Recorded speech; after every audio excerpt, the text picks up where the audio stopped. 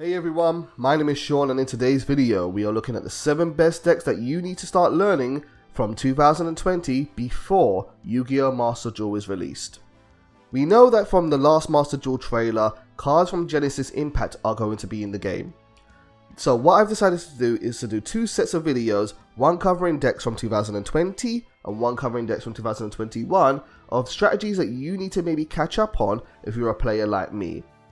Perhaps you're like me in the sense of that when lockdown started to happen around the world, you didn't necessarily keep up with the game because you couldn't go to local tournaments. Or maybe you are someone that only plays games like Yu-Gi-Oh! Legacy, The Duelist, Link Evolution, and therefore there will be a massive gap between the content of that game and the content of Master Duel as so much time has come past. So this is what this video aims to do, to bring you up to speed on the strategies from 2020 that were really dominant in the Yu-Gi-Oh! Trading card game. The first deck we're going to look on this list, or number 6, if you want 7 if you want to look at it backwards, is going to be ADAMANCIPATOR. ADAMANCIPATOR were easily one of the best strategies in the game up to roughly about August of 2020. They were a rock-based strategy, and they used their key cards in order to excavate or dig through your deck to special summon out non-tuner rock monsters directly from your deck onto the field. And as you can see, they played a lot of rock monsters in their deck. One of their key cards was Block Dragon, which whenever it went from the field to the graveyard, could then add 3 rock monsters from your deck to your hand, which allowed this deck to generate crazy amounts of advantage and then use those cards to build up crazy boards. This deck became really strong also because it took advantage of token generator cards like Mecha Phantom Beast Lion, Mecha Phantom Beast Auroradon, Link Ross, and also cards like Union Carrier. That being said, a lot of those cards have now been banned from the game. Block Dragon is gone, Mecha Phantom Beast Lion's gone, Link Cross is gone, and Union Carrier is gone. And so this deck is nowhere near as oppressive as it used to be. However, with this game, a deck that was once most considered to be meta often becomes a rogue strategy, and so it is worth learning now before Master Duel comes out. Next on the list we have INFERNOBLE Knights. INFERNOBLE Knights are a fire-based warrior archetype that are a remix of the Noble Knight archetype that was released so many years ago. This deck relies on searching out many quick spell cards and sending them to the graveyard in order to generate advantage and their effects. This deck was so really good because whenever it went first, it was very good at ripping cards out of their opponent's hand, and it would use cards like Psyframe Lord Omega, Triple Tactics Talents if your opponent activated a hand trap and tried to stop you, or even Smoke Grenade of the Thief to look at your hand and take a card out of there. That way, when you started your turn, you had fewer cards to break their boards with, and they then would set up the gates in order to stop you from breaking their boards. Immortal Phoenix Gearfried can negate monster effects by sending a quick spell cards to the graveyard, and things like Borrelord Savage Dragon were Omni negates that could also be used. This deck was very popular but has fallen off quite significantly since last year. But again, it is also worth learning now. Moving on, we're now going to talk about ELDLICH. You can't talk about ADAMANCIPATOR without talking about ELDLICH, because ELDLICH was pretty much the only other deck that could stand up to ADAMANCIPATOR consistently. Now, I want you to ignore the Zodiac card from here. It will become clear why they're here later on. But ELDLICH was a very unique strategy in that you only needed one monster, ELDLICH the Golden Lord, and boy what a monster he was. How this card worked was you could send this card and one spell or trap card from your hand to the graveyard and then target one card on the field and send it to the graveyard. By getting rid of cards on the field and not actually destroying them, it made this card very easy to use and get rid of threats. But also, if this card was in your graveyard, you could send a spell and trap card to then add it back to your hand and then special summon any zombie monster from your hand to the graveyard. Naturally, you would summon back ELDLICH the Golden Lord, and when you do summon him back, he gets an additional 1000 attack and defense, making him 3500 attack and 3800 defense, and it cannot be destroyed by card effects until the end of your opponent's turn. It is an insane card, boss monster, just crazy, absolute crazy. And even though you might only play 1 copy or 2 copies of him, he is very easy to get out of your deck using cards like Cursed Land and also Elixir of Scarlet Sanguine.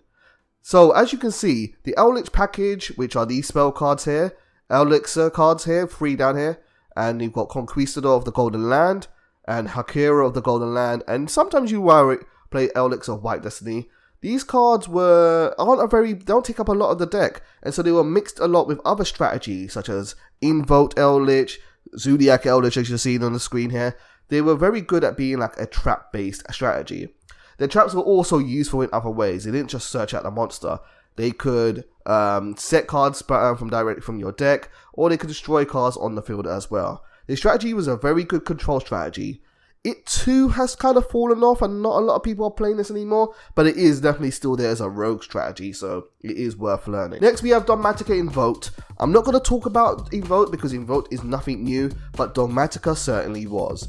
Dogmatika is a kind of like an extra deck, anti-extra deck based strategy, I would describe it as, where they use cards from the extra deck, but not in the normal sense of use. Let's look at the main card in the Dear Servant. This card is a normal spell card that says, send one monster from your extra deck to the graveyard, and then add one Dogmatika monster or Fallen of Albus from your deck or graveyard to your hand. But for the rest of the turn, you cannot summon monsters from the extra deck. Now, the key card that you would get out from this would be Dogmatika Ecclesia, which only had 1500 attack. So as long as the monster you sent from your extra deck was bigger than that, you could search this card out. And there are so many different cards which you could use that are activate effects when sent to the graveyard, turning the downside of this card into a plus. Dogmatika as an engine is still widely used today, so I do recommend having a go at it. The best way to counter it really is to have cards like these in your extra deck yourself, but not everyone goes to the extra that length nowadays because Dogmatika isn't as popular as it used to be. A deck that was very dominant throughout 2021 but also to the end of 2020 was Virtual World, another synchro based strategy. Virtual World were monsters that were mostly level 3 or level 6, and they all had the effect of if this card is in your hand, you can basically summon it to the field.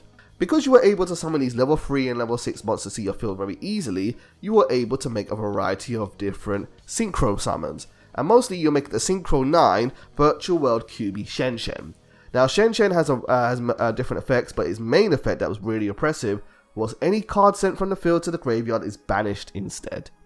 Now, if you played this game around when Masked Hero Dark Lore was really popular, or you've ever had someone use Dimension Shifter, Macrocosmos, or Dimensional Fissure against you on the first turn, it can be really difficult when someone does an effect like this against you and you can't set up your plays because you can't use your graveyard at all. It just completely locks you away from it. And so this was a very, very powerful card. It would then go into monsters such as True King of All Calamities, and True King of All Calamities was incredibly oppressive.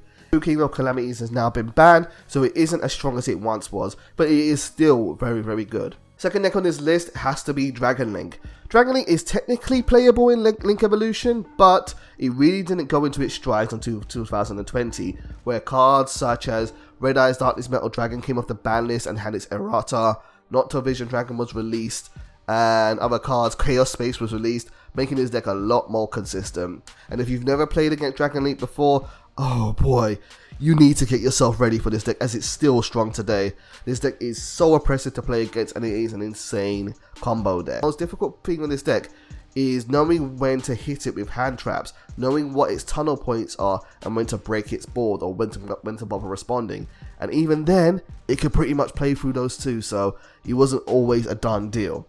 This deck was very, very hard to deal with and it still is to this day. I do strongly recommend that you learn it. Speaking of which, at number 1 we have DRYTRON. They are a ritual based strategy deck, and all the DRYTRON monsters have the effect of where they contribute one card, other DRYTRON monster in their hand or ritual monster to summon themselves to the field.